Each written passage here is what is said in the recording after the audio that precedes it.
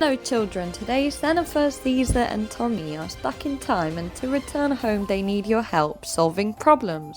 So today we're gonna learn additive numeral system. But first, you know how we count using numbers like 1, 2, 3? Well, in magic we can also use colorful blocks to show these numbers. Let's say we have magic blocks, a red one for 1, a green one for 2 and a yellow one for 3.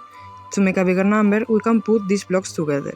For example, if we want to make the number 5, we can take a red block for 1, a green block for 2, and add them together to make 3. Then put 2 more red blocks to make 5. When we want to make smaller numbers, we remove some blocks. Many years ago, people used certain shells or rocks to show how many things they had, and others used sticks or lines to show numbers. They would make little marks to represent how many things they counted. However, our friends Jennifer and Kaiser use unique symbols to show numbers. Now we can start the adventure. Jennifer needs to enter the pyramid that will take him back home, but in its entrance, a snake wants him to transcribe this number to the Egyptian additive system. Can we help him?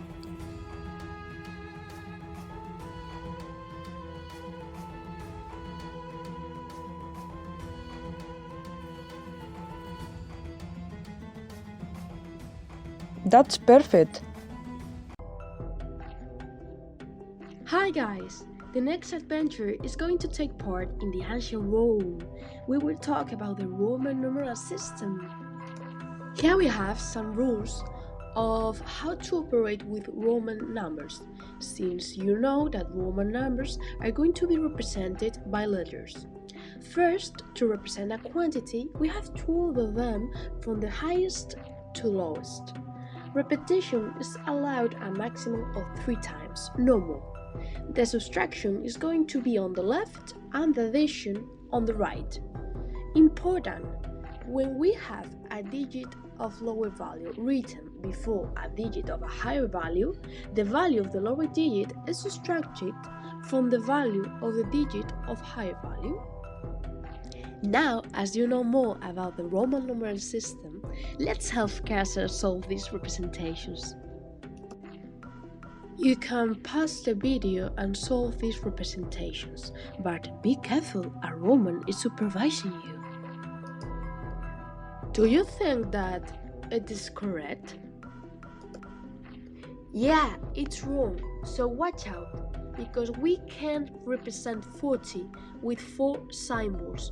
We only are allowed to write 3 times a symbol. So instead of that, we have to write an X and an L. So the L is in the right, so it's the highest value. And it is subtracting the one on the right, which is an X, and it's a value of 10. So L, which is 50, minus 10, it's 40. The place value system is a numerical system where the value of a digit depends on its position or place in the number. In base 10, our common system, each position represents a power of 10. For instance, in the number 365, the 3 represents 300, 3 times 100. The 6 represents 60, 6 times 10.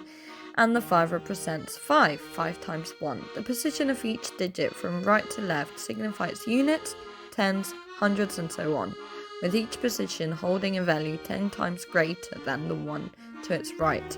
This system allows us to express numbers using combinations of digits and their respective positions to denote their value.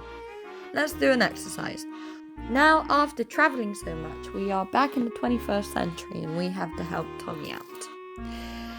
Tommy has 5 red marbles and 3 blue marbles. How many marbles does he have in total? Let's represent the red marbles on the abacus by sliding 5 beads on one row. Then represent the blue marbles by sliding 3 beads on another row. Then count the total number of beads, 5 red beads plus 3 blue beads, and it equals 8 marbles in total. So Tommy has 8 marbles.